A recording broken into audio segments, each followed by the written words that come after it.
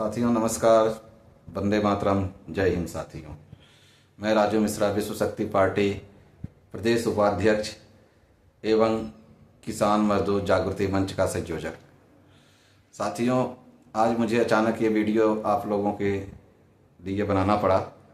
इसका कारण ये है कि अभी अभी जस्ट मेरे पास थोड़ी देर पहले एक फ़ोन आया अपने किसी मित्र प्यारे का डिब्रूगढ़ से, और वो फ़ोन आया कि सर हमारे यहाँ जो है वो अवार्ड पास हो गया है और अवार्ड के तहत बैंक वाले आ गए हैं ट्रैक्टर ट्राली लेकर के हमारे घर का सामान सारा नीलाम करने के लिए, और ये मान नहीं रहे हैं। ऐसी कंडीशन थी।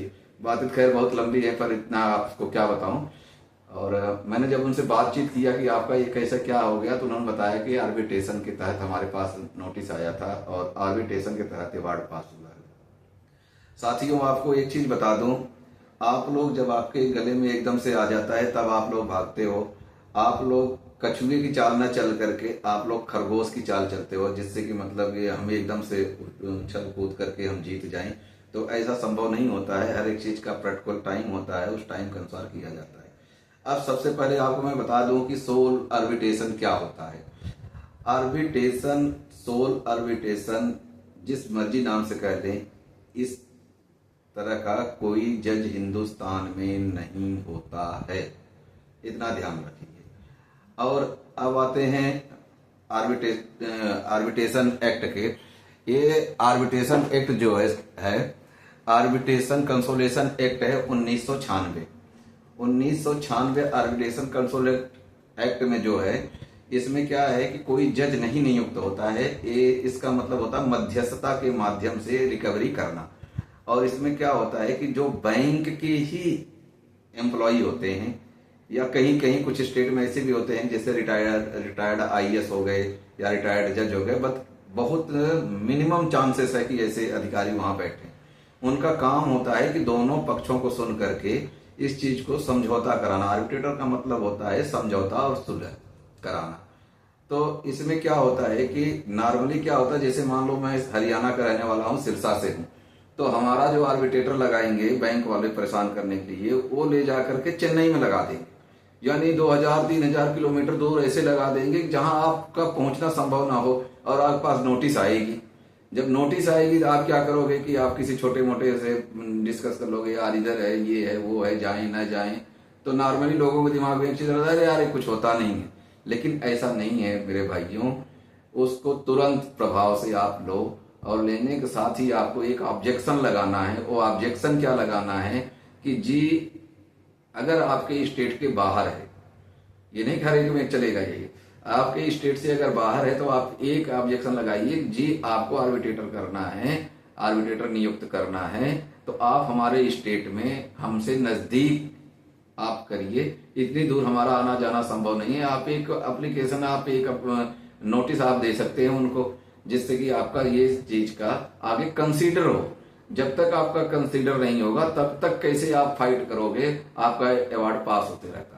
बैंक तो चाहता है कि आप मिस करें, आप न जाएं। आप नहीं जाएंगे तो क्या करेंगे उन्होंने, उनके पास अधिकार है अवार्ड पास करने का। उसमें अवार्ड का मतलब होता है कि आपके घर के अंदर सिलेंडर, चूल्हा, बेड, रजाई, गद्दे जितने भी हैं, मूवेबल प्रॉपर्टी, गाड़ी, मोटरसाइकिल, स्कूटर जो भी है, वो अटैच कर देगा। उसी को ऑर्डर करते हैं, और वो बैंक वाले उसको अपना रिकवरी के तहत उसको बेच करके अपना रिकवर करते हैं, पैसे वसूल करेंगे। उसमें आप कुछ नहीं कर पाओगे, फिर आप वही लड़ाई झगड़ा या फिर कोर्ट कचहरी, जहां तक जाते जाते। अभी जैसे वो डिब्रूगढ़ से फोन आया, वो कहता जी ट्राली लेके आ गए, हमें कोई सूचना ही नहीं, हम करें तो करें क्या सर। फिर चलो कैसे न कैसे करके मामला एक बार संभाला और समझ भी गया आप सबके आशीर्वाद से। तो मैं यही कहूंगा कि किसी भी तरह का बैंक का नोटिस आए उसको लीजिए। अगर उसको आप जवाब नहीं दे पाते हैं तो कम से कम किसी पढ़े लिखे अच्छे वकील से, अधिवक्ता से मिलिए और उनका उसको जवाब दीजिए, खंडन कीजिए, क्यूरी लगाइए। 100 तरीके होते हैं कि आप इसको कीजिए। आप ये मत इग्नोर मत कीजिए। दूसरा चीज आपको बता दूं कि अब ये आपके ऊपर इम्प्लीमेंट कैसे हो जाता है। आप गए ही नहीं, आपके ऊपर ऑर्डर पास हो गया और इम्प्लीमेंट हो गया। तो जब आप लोन लेते हो तो उस टाइम पे 50 टर्म्स एंड कंडीशन होती है, जिसके ऊपर आप फटाफट अपना सिग्नेचर मारे और हाँ जी हो गया, काम हो गया आपका। आप चले आए, उसके बाद मुड़ के कभी आपने गया ही नहीं, आप कभी मिले नहीं, कभी आपने उसके प्रति लेने की कोशिश नहीं की। तो ये सारी चीजें आप नहीं करनी है। इसके लिए आप बकायदा एक एक चीज को आप ध्यान से आप करें। और एक चीज का बेनिफिट है, जैसे मान लीजिए आपका इसमें आर्बिट्रेटर में गाड़ी भी अटैच कर दी, अगर गाड़ी वगैरह पे आपका लोन है तो वो नहीं जाएगा, बाकी आपका सारा चीज जा सकता है।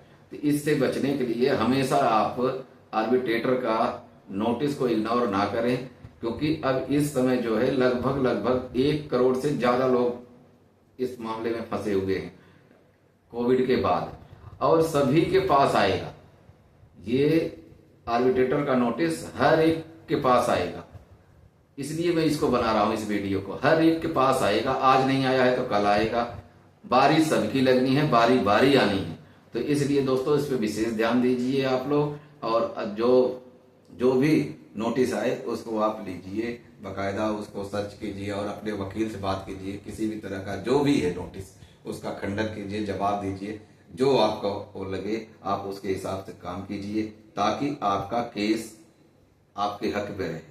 ऐसा नहीं है कि आपका वो नहीं है। सियाने बुजुर्ग अपने पहले कहते थे कि भाई बैंक से लोन लिया है तो लत्ते लगवा देंगे, लत्ते लगवाने की यही है। अब जैसे ये आर्बिट्रेटर का आ गया, तो इसी के साथ में दोस्तों जय हिंद, वंदे मातरम।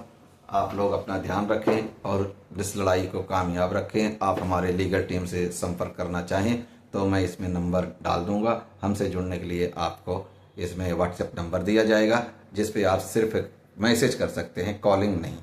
धन्यवाद दोस्तों, जय हिंद।